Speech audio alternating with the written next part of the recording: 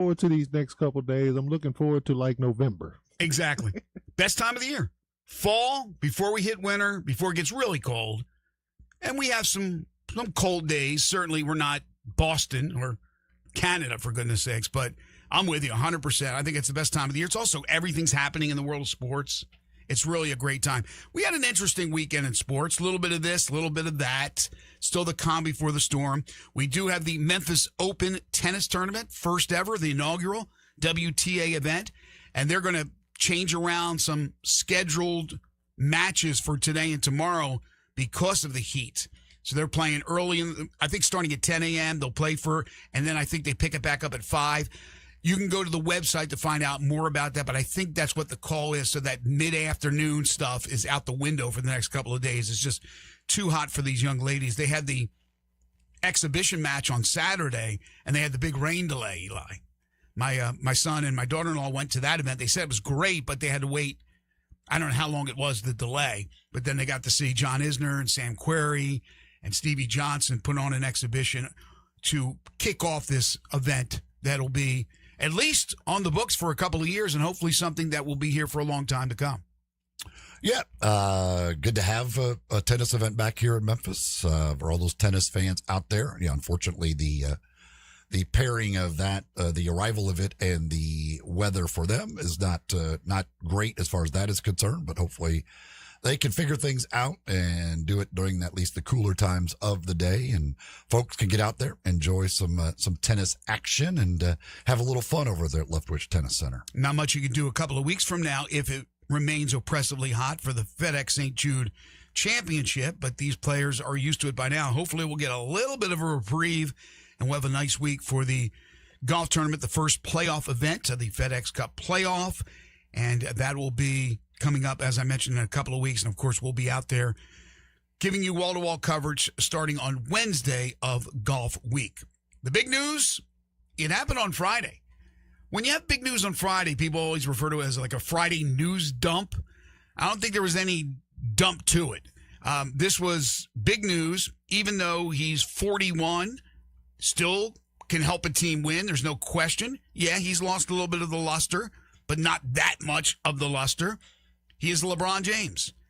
And LeBron James chose to play in Philadelphia, Pennsylvania. He is signed with the Philadelphia 76ers. This happened again Friday afternoon. 2 years, $8 million with a player option. And I know everybody and their mom is putting lists of players from college that are making more than LeBron James this upcoming season. Easy. LeBron's doing okay financially. This wasn't a financial move. I thought he wouldn't take veterans minimum. I thought somehow, some way a team would be able to figure it out, but there are restrictions. And Philadelphia, within their power structure financially, were able to do this. LeBron accepted it.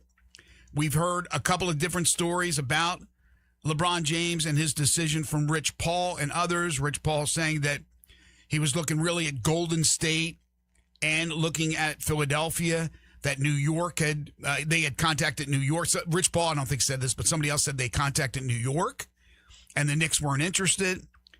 So he goes to Philadelphia now, who have already made a huge splash this offseason by acquiring Jaylen Brown in a trade for Paul George and others. Philadelphia now has a starting five, the assumption of the starting five of Maxey, Edgecombe, James, Embiid, and Jaylen Brown.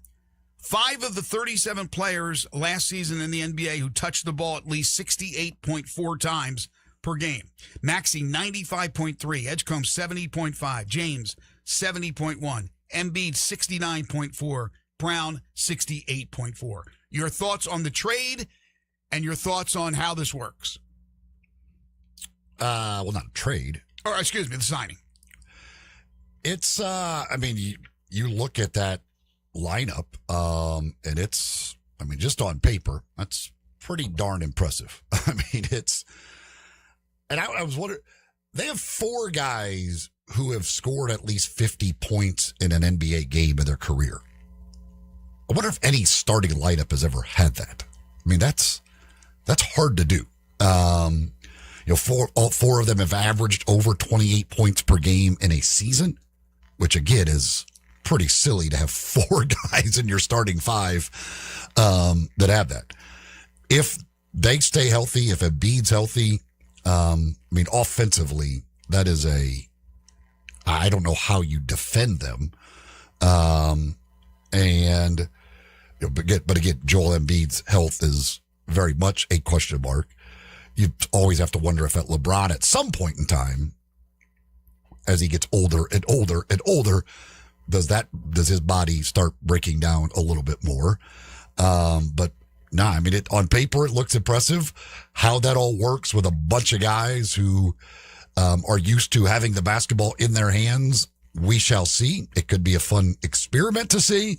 But just on paper, that just looks like an offensive juggernaut. J-Ham, describe what we'll see, especially early in the season before the battered and bruised players start to miss games like Joel Embiid. When we see this team and they're all on the floor, paint a picture for us. What are we going to see?